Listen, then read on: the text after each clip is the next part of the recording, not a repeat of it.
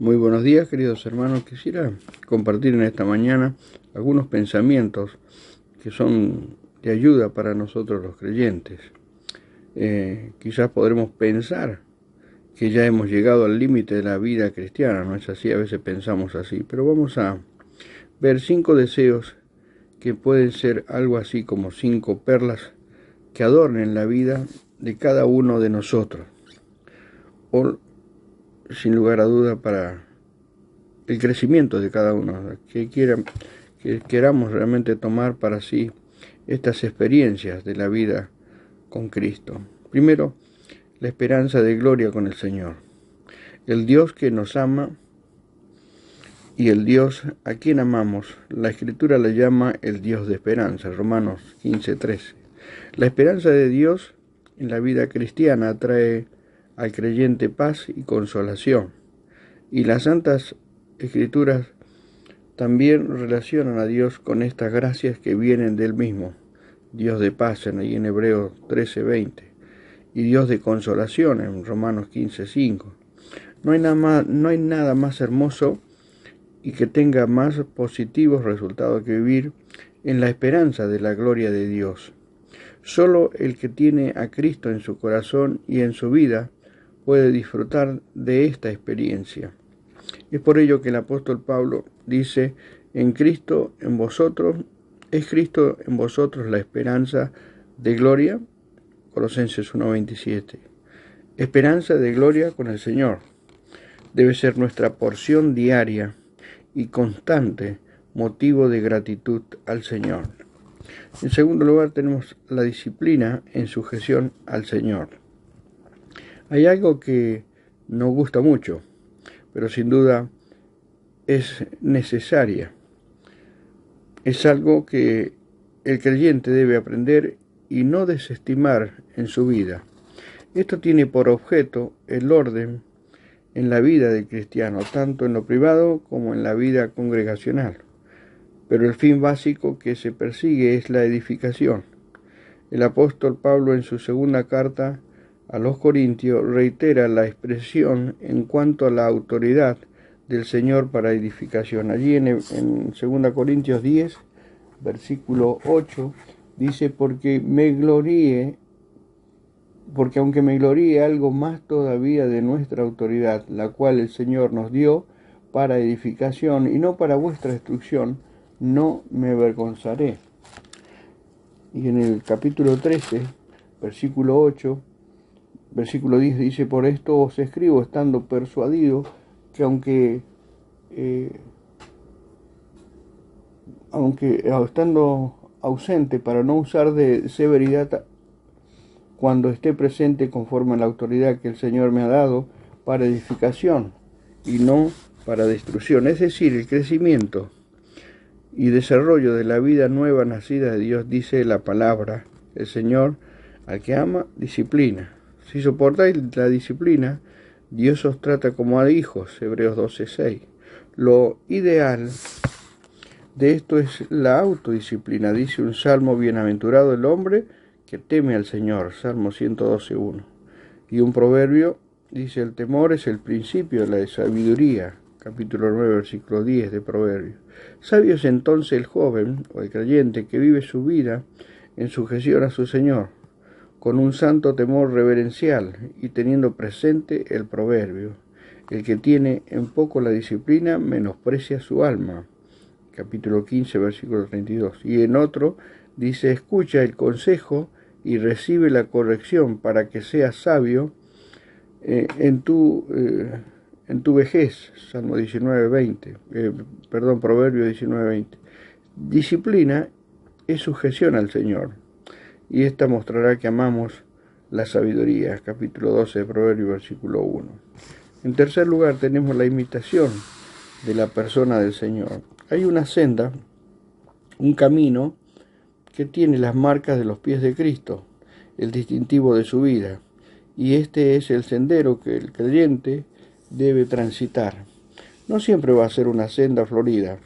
Vamos a tener que recorrer largos trechos de caminos polvorientos y sinuosos, quizás entre espinas, subidas escabrosas, etcétera, etcétera. Pero en cualquier situación, esta es la consigna: olvidando ciertamente lo que queda atrás y extendiéndome a lo que está delante, prosigo a la meta, el premio supremo del llamamiento de Dios en Cristo Jesús. Filipenses 3, 13 y 14.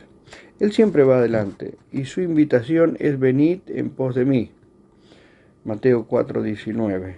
Y debemos de seguirle para imitarle, porque es el vivir cerca de él, que vamos a aprender de su doctrina, de su conducta, su nobleza, su amor, poder y gracias, etc. Imitadores de Dios como hijos amados, Efesios 5:1. Nos exhorta el apóstol Pedro también nos enseña que Cristo padeció por nosotros, dejándonos ejemplo para que sigamos sus pisadas, 1 Pedro 2:21. Y Juan establece y dice: el que dice que permanece en él debe andar como él anduvo, 1 Juan 2:6. ¿Y qué dice el Señor? Aprended de mí, capítulo 11 de Mateo, versículo 9. Ejemplo os he dado, Juan 13:15, imitación de la persona del Señor para que el mundo conozca que vivimos con Cristo. En cuarto lugar tenemos testimonios al servicio del Señor. Una de las definiciones de esta palabra, sin lugar a duda, es la que realmente debe reflejar nuestra vida hacia aquellos que nos conocen, manifestando en nuestro cuerpo, en nuestra vida, que tenemos a Cristo el Señor. Ahora bien, el creyente es llamado a una vida de testimonio, es decir, prueba o afirmación de la realidad de Cristo, de un Señor vivo en su ser, su pensar y en su accionar. Debe el creyente testificar con un documento auténtico, y esto es a su vez va a ser el más grato y fructífero servicio para el Señor. Testimonio fruto de una vida de santidad como resultado de la eficacia de la gracia de Dios en nuestra vida. La gracia de Dios se ha manifestado, enseñándonos que renunciando a la impiedad de los deseos mundanos vivamos en este siglo sobria, justa y piadosamente. Tito 2, 11 y 12. Testimonio que brille con fulgores de Cristo y que por consecuencia un servicio placentero al Señor. Tengamos gratitud, gracia y mediante ella sirvamos al Dios agradándole con temor y reverencia. Hebreos 12, 28. Dice que os comportéis como es digno del Evangelio, Filipenses 1, 27, mostrándose fieles en todo para que en todo adornen la doctrina de Dios nuestro Salvador, Tito 2:10. Testimonio en servicio para el Señor, para resplandecer como luminares en el mundo. En quinto lugar, humildad para alabanza del Señor. Un fruto del Espíritu Santo que se manifiesta por el convencimiento que adquiere el creyente de su propia debilidad, indignidad y estado pecaminoso, y consecuentemente de la constante necesidad que tiene de la gracia de Dios en su vida para todo lo bueno y de agrado ante su Señor. Sabemos que lo opuesto a la humildad es el orgullo, y esta manifestación de la carne es abominable a los ojos de Dios. Abominación es al Señor todo altivo de corazón, dice un Proverbios, capítulo 16, 5. La soberbia y la arrogancia aborrezco, añade otros Proverbios, capítulo 8, versículo 13. Altivez de ojos y orgullo de corazón son pecado, y certifica un tercero, allí en el capítulo 21, versículo 4. Mis hermanos, la humildad es parte del carácter distintivo del creyente. Por eso el apóstol escribe: vestidos como escogidos de Dios de humildad, Colosenses 3:12. Y a los efesios os ruego que andéis como es digno de la vocación con que fuiste llamado, con toda humildad, Efesios 4:1, versículo 2.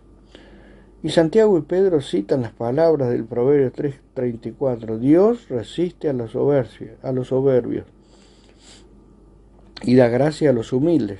De ahí la importancia de la recomendación de Pablo a los filipenses: nada hagáis por vanagloria, antes bien con humildad.